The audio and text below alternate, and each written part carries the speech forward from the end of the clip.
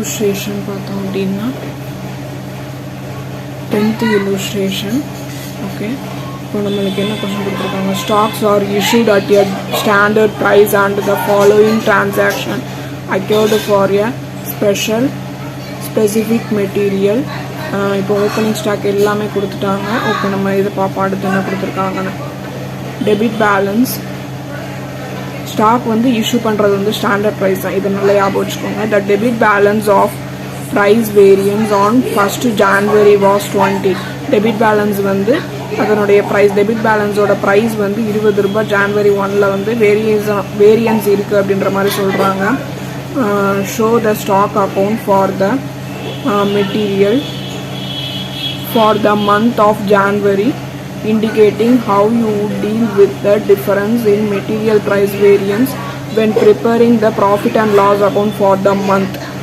ஓகேவா, இந்த மந்த்துக்கான profit and loss account நம்ம வந்து கிரியேட் பண்ணுறோம். அடுத்து நம்ம கவனிக்க வேண்டிய விஷயம் வந்து ஸ்டாண்டர்ட் ப்ரைஸில் தான் நம்ம வந்து இஷ்யூ பண்ணுறோம்.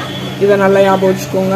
இப்போது இந்த ஸ்டாண்டர்ட் ப்ரைஸோட அமௌண்ட் வந்து எவ்வளோ அப்படின்னு நம்ம ஃபைண்ட் பண்ணணும். எவ்வளோ அப்படின்னா opening stock quantity into rate. அப்படின்னா என்ன, ஓப்பனிங் ஸ்டாக் 10 இருக்குது, அதனுடைய ப்ரைஸ் வந்து 240 இருக்குது. ஓகேவா, 240 × 10 + 20 rupees அப்படின்றது வந்து டெபிட் பேலன்ஸினுடைய வேரியேஷன் அமௌண்ட்டு. இந்த 20 இங்கே போடுறோம். 20 ÷ 10 குவான்டிட்டி போட்டோம்னா 242 வருது. இதுதான் இஷ்யூ ப்ரைஸ். ஓகேவா, இப்போ இங்கே பார்க்குறோம்.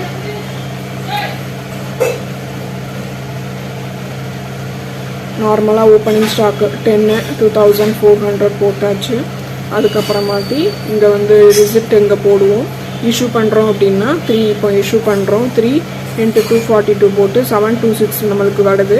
இந்த 726க்கு அப்புறமாட்டி இங்கே எப்படி போடுறது அப்படின்னு கேட்டிங்கன்னா, 15ல் 3 போச்சுன்னா 12, 3700ல் 726 மைனஸ் பண்ணோம்னா 2974, 2974.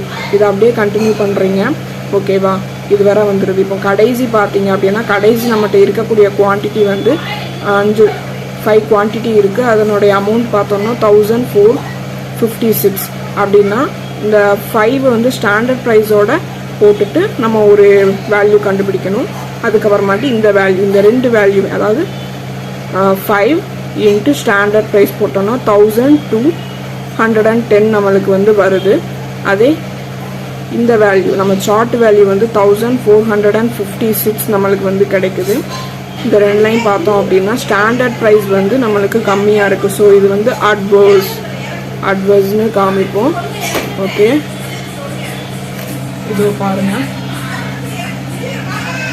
will be charged to profit and loss account அப்படின்னு சொல்லி நம்ம இந்த 246 அட்வர்ஸ் அப்படின்றத நம்ம எடுத்து எழுதுகிறோம். ஓகே,